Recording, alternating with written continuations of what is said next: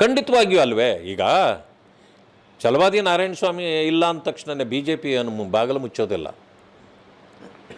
ಅಲ್ವೇ. ಯಾರೇ ಅಷ್ಟೇ, ನಾವು ಪಕ್ಷಕ್ಕೆ ಅನಿವಾರ್ಯ ಅನ್ನೋದಕ್ಕಿಂತ ಪಕ್ಷ ನಮಗೆ ಅನಿವಾರ್ಯ.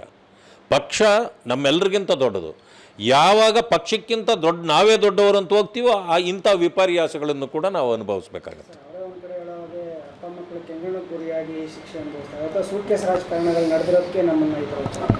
ನೋಡಿ, ಸೂಟ್ ಕೇಸ್ ರಾಜಕಾರಣ ಎಲ್ಲಿ ನಡೀತಾ ಇತ್ತು ಅಂತೇಳಿ ಅವರೇ ಹೇಳಬೇಕು, ನನಗೆ ಗೊತ್ತಿದೆಯಾ?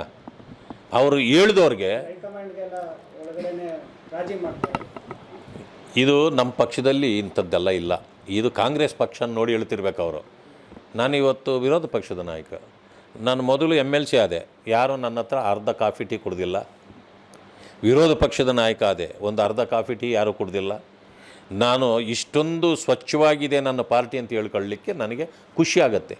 ಅದರಲ್ಲಿ ಸೂಟ್ ಕೇಸು ಬ್ರೀಫ್ ಕೇಸು ನೀವು ಮಾತಾಡಿದರೆ ಅದು ನಿಮ್ಮ ಸಮಸ್ಯೆ, ನನ್ನ ಸಮಸ್ಯೆ ಅಲ್ಲ. ಈಗ ಈ ಕಾಂಗ್ರೆಸ್ ಇರೋದೇ ಏರಿಸಲಿಕ್ಕೆ, ಯಾವುದನ್ನು ಇಳಿಸೋ ಪರಿಸ್ಥಿತಿಯಲ್ಲಿ ಅವರಿಲ್ಲ. ಅವರು ಇಳಿಯೋ ಪರಿಸ್ಥಿತಿಗೆ ಬಂದವ್ರೆ. ಏರಿಸಿ ಅವ್ರು ಇಳಿಯೋ ಪರಿಸ್ಥಿತಿಗೆ ಬಂದವ್ರೆ. ಪೆಟ್ರೋಲ್ ಏರಿಸಿದ್ರು, ಡೀಸೆಲ್ ಏರಿಸಿದ್ರು, ಸ್ಟ್ಯಾಂಪ್ ಡ್ಯೂಟಿ ಏರಿಸಿದ್ರು, ಹಾಲಿನ ದರ ಅವತ್ತು ಏರಿಸಿದ್ರು. ಇವತ್ತಿಗೆ 3 ಸಾರಿ ಏರಿಸಿದ್ದಾರೆ, 9 ರೂಪಾಯಿ ಆಗಿದೆ. ಬರೀ 4 ರೂಪಾಯಿ ಮಾತ್ರ ಈಗ ಏರಿಸಿದ್ದೀವಿ, ಅದನ್ನು ಇದು ಕೊಡ್ತೀವಿ ಈಗ ರೈತರಿಗೆ ಅಂತ ಹೇಳಿದ್ದೀರಿ. ನಿಮ್ಮ ಸರ್ಕಾರ ಬರಬೇಕಾದ್ರೆ ಗ್ಯಾರಂಟಿಗಳ ಜೊತೆಯಲ್ಲಿ ಘೋಷಣೆ ಮಾಡಿದ್ದೇನೋ ಯಾವುದರ ಬೆಲೆನೂ ನಾವು ಏರಿಸಲ್ಲ ಅಂತ.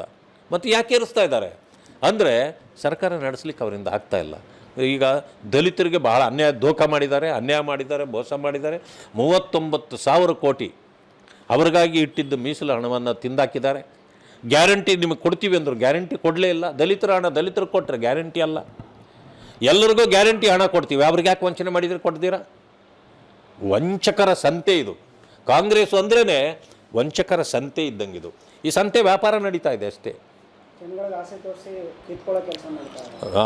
ಆಸೆ ತೋರಿಸಿ ಕಿತ್ಕೊಳ್ಳೋದು, ಸುಮ್ಮನೆ ಕಿತ್ಕೊಳ್ಳೋದಲ್ಲ, ಕದಿಯೋದು. ಅಲ್ಲಿ ಆ ಕಡೆ ತೋರಿಸ್ಬಿಟ್ಟು ಈ ಕಡೆ ಕದ್ಕೊಂಡು ಓಡಾಕ್ತಾರ, ನೋಡಿರ್ಬೇಕು ನೀವು ರಸ್ತೆಗಳಲ್ಲಿ. ಅದು ಇದು ಆ ವ್ಯಾಖ್ಯಾನಗಳಿಗೂ ನನಗೂ ಏನು ಸಂಬಂಧ ಇಲ್ಲ. ಅವ್ರು ಯಾವುದಕ್ಕೆ ಭೇಟಿಯಾಗಿದ್ದಾರೋ ಏನು ಅನ್ನೋದು ನನಗೂ ಗೊತ್ತಿಲ್ಲ. ಅಲ್ಲ, ಕುರ್ಚಿಗೂ ಈಗ ಕಾಂಗ್ರೆಸ್ ಕುರ್ಚಿಗೂ ಕುಮಾರಸ್ವಾಮಿ ಅವ್ರಿಗೇನು ಸಂಬಂಧ? ಹೋಗಲಿ, ಅಲ್ಲಿ ಕುರ್ಚಿ ಉರುಳು ಬೀಳ್ತಾ ಇದೆ ಅಂದರೆ ಕುಮಾರಸ್ವಾಮಿ ಅವ್ರು ಹೋಗಿ ಅದನ್ನೇನು ಕುರ್ಚಿನ ಹಿಡಿದು ಕೊಡೋಕ್ಕತ್ತದ?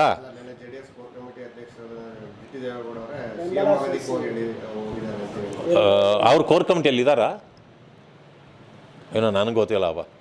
ಅಲ್ಲಿ ಕೋರ್ ಕಮಿಟಿ ಇದೆಯೇ ಅಥವಾ ಅವ್ರು ಕೋರ್ ಕಮಿಟಿಯಲ್ಲಿ ಇದ್ದಾರೆ ನನಗೆ ಗೊತ್ತಿಲ್ಲ. ಕುಮಾರಸ್ವಾಮಿಯವ್ರು ಹೇಳ್ಬೇಕು ಅದನ್ನು. ಕುಮಾರಸ್ವಾಮಿಯವರು ಏನಾದರೂ ಅದಕ್ಕೆ ಉತ್ತರ ಕೊಟ್ಟಿದ್ದಿದ್ರೆ ನಾವು ಹೇಳ್ಬೋದಾಗಿತ್ತು. ಸೊ ಅದು ಗೊತ್ತಿಲ್ಲ ನನಗೆ.